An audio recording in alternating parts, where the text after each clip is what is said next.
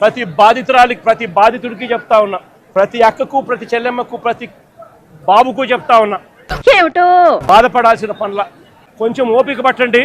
దేవుడి దయతో మన ప్రభుత్వం వచ్చిన వెంటనే 1 నెల తిరక్క మునిపే ₹1 కోటి రాష్ట్ర ప్రభుత్వం తరఫు నుంచి వీళ్ళకి ఇచ్చి ఆదుకుంటామని చెప్పి ఖచ్చితంగా చెప్తా ఉన్నాం. చెప్పినట్టు జరిగిపోతుంది, జరుగుతుంది.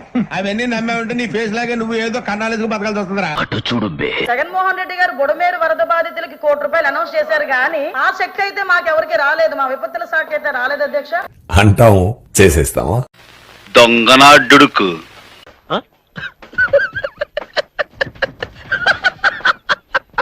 ₹0 అంటే రూపాయి కూడా ఇవ్వడం లే. మరి నేను అడుగుతా ఉన్నా, ఇక 1.72 crores ఇంకొకటి నువ్వు ఇచ్చేదేందయ్యా బోడీ, అని అడుగుతా ఉన్నా. నీకు సిగ్గు, శరం, బుద్ధి, జ్ఞానం, రోసం, పౌరుషం, మానం, మర్యాద ఎందుకు?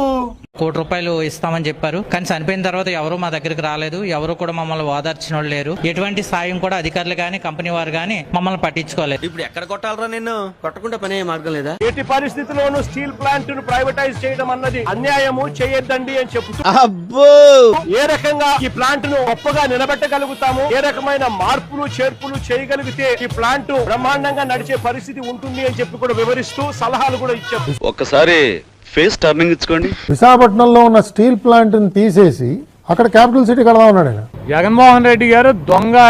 420 అయితే పక్క. అసలు ఏమిటి ఆలోచన?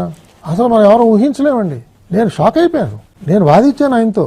వాదిస్తుంటే నాకు తిరస్కరించాడు ఆయన. ఏమిటి నువ్వు ఇలా మాట్లాడతావు నాతో అన్నాడు. నేనెంత ఎదవనో నాకే తెలియదు. మాకు తెలుసులేరా.